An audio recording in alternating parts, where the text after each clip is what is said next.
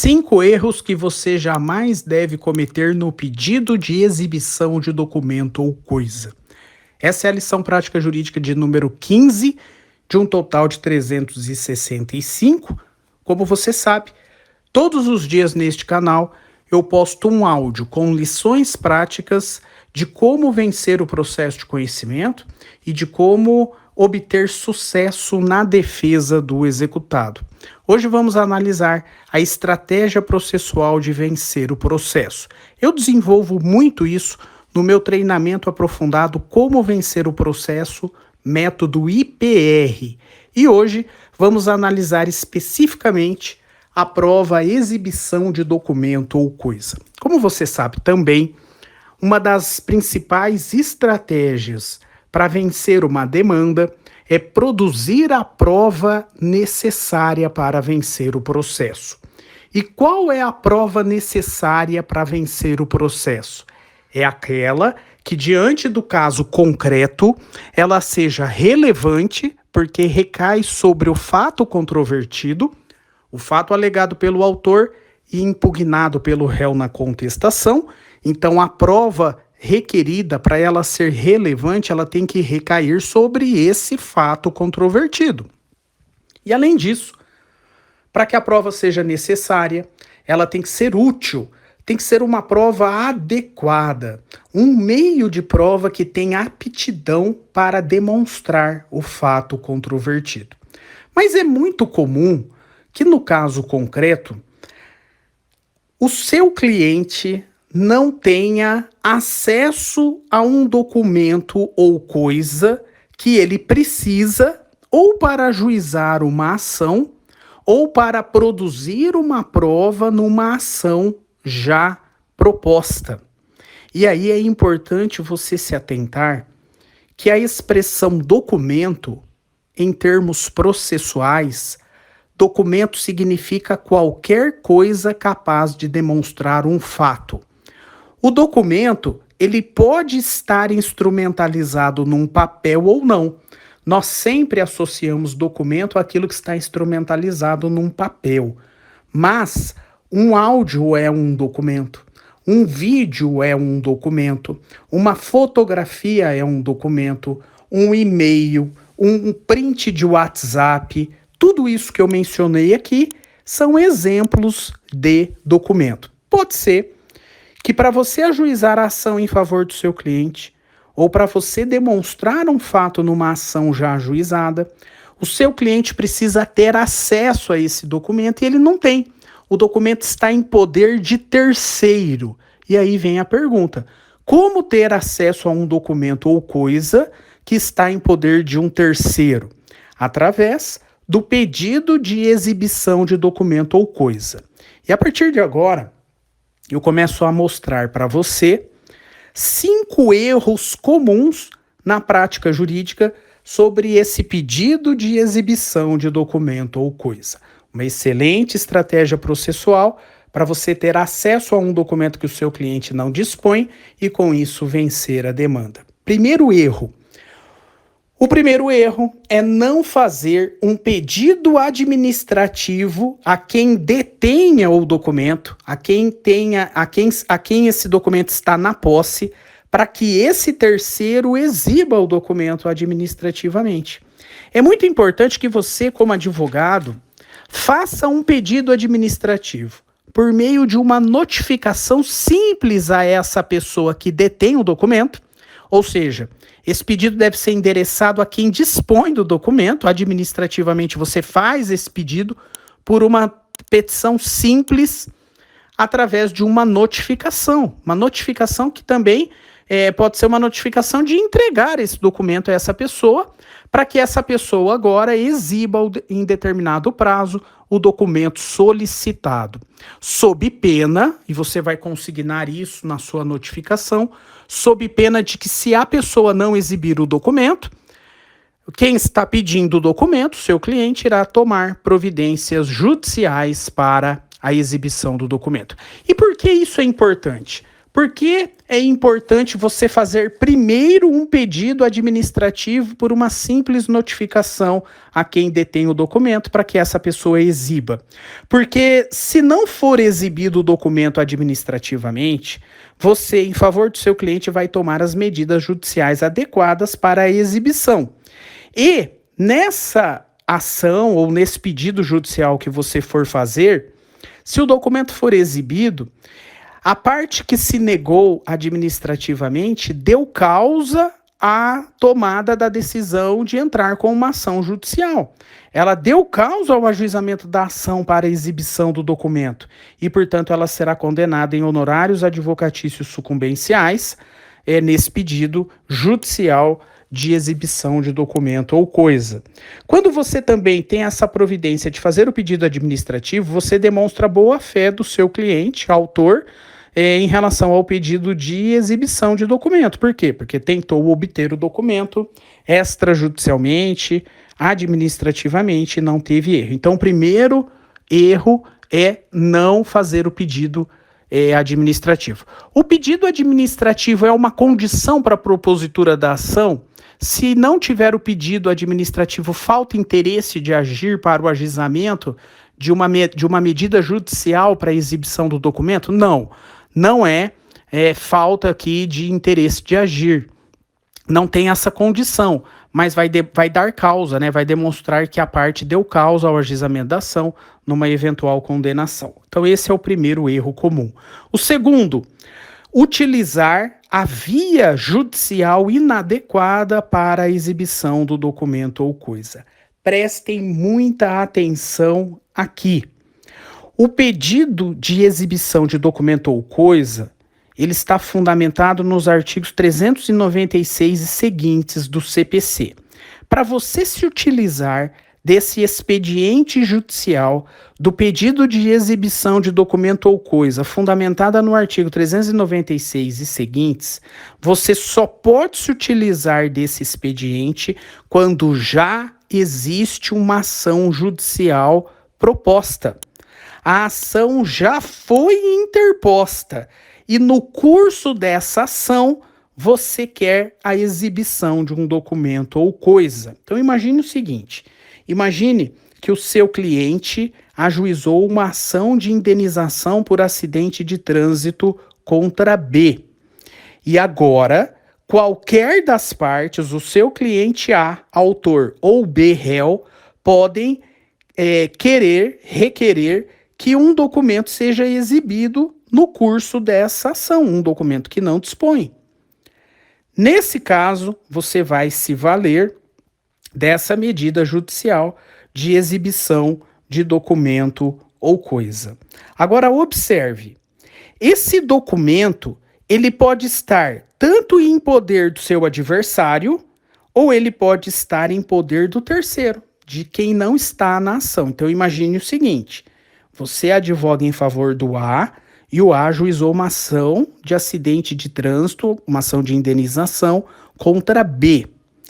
Se o documento estiver em poder de B, você vai poder fazer um pedido para que B exiba o documento. Da mesma forma que B pode fazer um pedido para que o A exiba esse documento. Nesse caso, o documento está em poder do adversário. Mas pode ser que o documento esteja em poder de terceiro. A ajuiza uma ação contra B de indenização por acidente de trânsito e o documento que A quer que seja exibido está em poder de C. C não faz parte da ação. C é um terceiro. Muito bem. Mas, em qualquer desses casos, observe, já temos uma ação judicial ajuizada. Muito bem. Mas, professor, e se não existe uma ação em andamento? E se eu quero que alguém exiba um documento para que o meu cliente ajuize uma ação depois? Não há nenhuma ação ajuizada. Eu quero justamente a exibição do documento para ajuizar a ação. Aí, o caminho, o instrumento para que esse documento seja exibido é a ação probatória autônoma nos termos do artigo 381 do Código de Processo Civil, a ação probatória autônoma será objeto de uma outra lição prática jurídica num outro dia. Muito bem. Então agora você viu que, dependendo se já existe ou não uma ação ajuizada, os caminhos mudam, ok? Muito bem. Quando já temos uma ação ajuizada, pedido de exibição de documento ou coisa. Quando não temos uma ação ajuizada, ação probatória autônoma. Terceiro erro comum. Como fazer o pedido quando já existe uma ação ajuizada, uma ação judicial?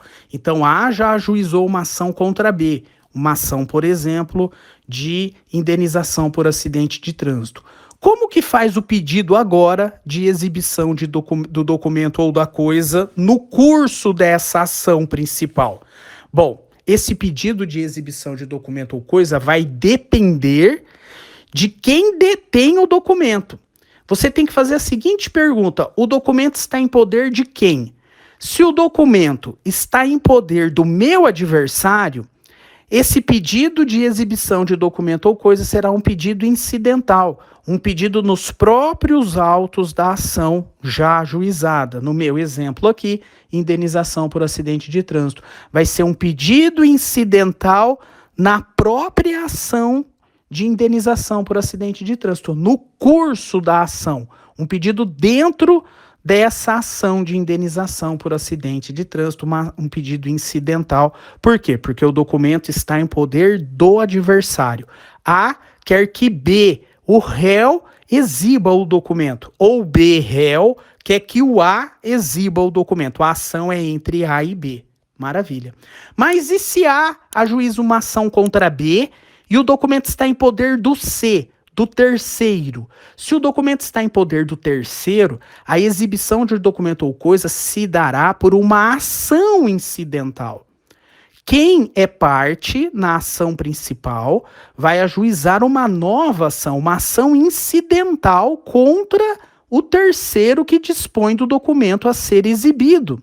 E essa ação incidental de exibição de documento ou coisa contra o terceiro, essa ação será distribuída por prevenção perante a ação principal e será incidental a ela. Então vai tramitar no mesmo juízo, na mesma vara, conexa principal, a ação principal e a ação incidental. Maravilha? Então você já descobriu também aqui como fazer o pedido. E é muito comum haver erros aqui. Quarto erro, e esse é muito importante. Todo e qualquer pedido de exibição de documento ou coisa deve conter, na causa de pedir, 3 questões específicas. Primeiro, o pedido de exibição de documento ou coisa tem que ser um pedido específico. Tem que especificar qual é o documento a ser exibido. Não pode ser um pedido genérico, qualquer documento, ou os documentos que dispõem a pessoa que detém o documento. Não. Você, como autor desse pedido de exibição de documento ou coisa, você tem que especificar qual é o documento. Se for um extrato bancário, qual é a conta bancária? Qual é o período da conta bancária que você quer que seja exibido os extratos bancários? Não pode nunca ser um pedido genérico, qualquer documento ou todos os documentos. Não. Tem que especificar o documento. Se você não fizer isso, você vai tomar tinta, o juiz vai determinar a emenda desse pedido. Segundo ponto que você deve observar, na sua causa de pedir, você deve colocar qual é o fato probando. Você quer a exibição desse documento para provar qual fato? Você tem que apresentar na petição o fato que você deseja provar com a exibição do documento ou da coisa. Tem que ter a descrição desse fato probando, fato objeto da prova. E também, o terceiro ponto específico aqui, você que vai fazer o pedido de exibição de documento ou coisa, você tem que justificar por qual razão você afirma que esse documento está em poder da pessoa que será o réu do pedido de exibição. Você tem que justificar por que você está afirmando que essa pessoa detém o documento a ser exibido, ok? Esses 3 pontos têm que estar na sua petição de exibição de documento ou coisa, sob pena de emenda ao pedido. Tinta, portanto. Quinto erro que todo mundo comete em relação à exibição de documento ou coisa. Quando o requerimento de exibição é em favor do adversário da ação principal, o pedido vai ser como um incidente nos próprios autos, como vimos no erro de número 3.